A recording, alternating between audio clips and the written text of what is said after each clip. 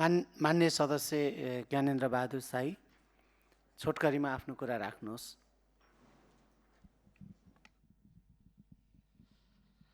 सम्माननीय सभामुख महोदय, अब यो संसदको यो अर्को नियमित जो प्रधानमन्त्रीको जवाफ हामीले नियमित मागि नै रहेका छौँ, तर योभन्दा अलिकति पर जान मन लाग्यो।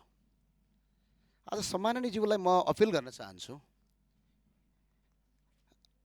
संसदप्रति सरकार चाहिँ जवाफदेही हुने हो होइन, हुनुपर्ने हो या होइन। किनभने जुन आर्थिक विधेयक आयो यो संसदको सम्पत्ति हो। त्यो संसदको सम्पत्ति अर्थमन्त्रीज्यूले संसदमा पेशै नगरी भकाभक चेन्ज गर्नुहुन्छ, कसको स्वार्थमा? र अर्को सबभन्दा ठुलो कुरा सम्माननीय सभामुखज्यू, यो देश चाहिँ गाउँका किसान, मजदुर र सामान्य नागरिकले बिगारेका होइनन्। देशलाई कमजोर बनाउने काम चाहिँ सत्ता र शक्तिमा पुगेका तर इमानदार नभएका र जवाबदेही नसक्ने मान्छेहरूले नै आजसम्म यो देश बर्बाद पारेका हुन्। आज म भन्न चाहन्छु, करका दर हेरफेर गर्ने, करका दर नियम गर्ने नियममा अहिले धेरै यहाँ अर्थमन्त्री भइसक्नु भएको मान्छे पनि हुनुहुन्छ, कसलाई थाहा हुन्छ? नेपाल सरकारका सचिवलाई पनि थाहा हुँदैन त्यो कुरा।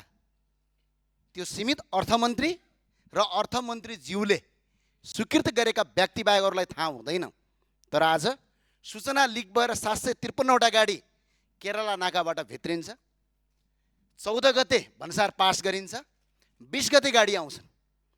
अनि यो कन्फ्लिक्ट अफ इन्ट्रेस्ट नभएर यो चुहावट चाहिँ कसले गर्यो? अनि सरकारले छानबिन समिति बनाउँछ, बडा गजबको। आफै छानबिन समिति बनाउने अनि कर्मचारीलाई डाम्नेतिर जान्छ। हामीलाई थाहा छैन बजेट बन्दाखेरि बजेटका करका दरको हेरफेर गर्ने र दर कति हुन्छन् भन्ने कुरा नितान्त अर्थमन्त्री बाहेक कसैलाई थाहा हुँदैन। यदि त्यस्तो अपराध गरेको ठहरेमा राजद्रोहको मुद्दा चल्ने नेपालमा कानुनी व्यवस्था छ। सम्माननीय सभामुख महोदय, आज कसको आधारमा यो गरियो यसको जवाफ अर्थमन्त्रीले संसदमा दिनुपर्छ। र सम्माननीय सभामुख महोदय, करका नीति मात्र होइन, संसदको सम्पत्तिमाथि चलाइएको छ। र अर्को विषयवस्तुमा प्रवेश गरेँ। यहाँ शिक्षा मन्त्रीजी हुनुहुन्छ भने भनिदिनु होला, यो पहिला एउटा आउने गर्थ्यो आदेशमाथि आदेश, परमादेशमाथि परमादेश। अहिलेको सरकारले पनि आदेश दियो, फी लिनु हुँदैन भर्ना फी भनेर। म आज यो देखाउन चाहन्छु, यो प्रत्येक विद्यालयको के गरेका छ। यहाँ नाम चेन कसैले के भनेका छन्, यहाँ कसैले तपाईँको सहयोग रसिद, कहिले वार्षिक सहयोग, नाम चेन्ज गरेर भक्काभक फी लगेर तपाईँको देशभरि बर्बाद पारिएको छ। त्यो भएको हुनाले यो कार्यान्वयन गरियोस्। र अर्को सरकारलाई म जाँदा जाँदै भन्न चाहन्छु, सत्तापक्षका माननीयज्यूलाई सभामुख मार्फत भन्न चाहन्छु, म अलिकति पुरानो हो तपाईँहरूभन्दा, 1 वर्ष 1 कार्यकाल।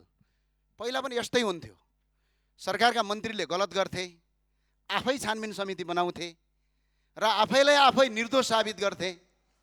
अनि बिचरा संसदमा ताली पट्काउँथे। जनता वाक्क भएर भदौ 23-24 भयो। तपाईँहरूलाई ध्यानमा राख्नुहोस्, देशका बहालवाला मन्त्री र देशको अर्थमन्त्रीमाथि छानबिन अर्थ मन्त्रालय होइन, संसदीय छानबिन समिति चाहिन्छ। त्यसबाट छानबिन गर्नुपर्छ हामी, किनभने यो सामान्य कुरा होइन।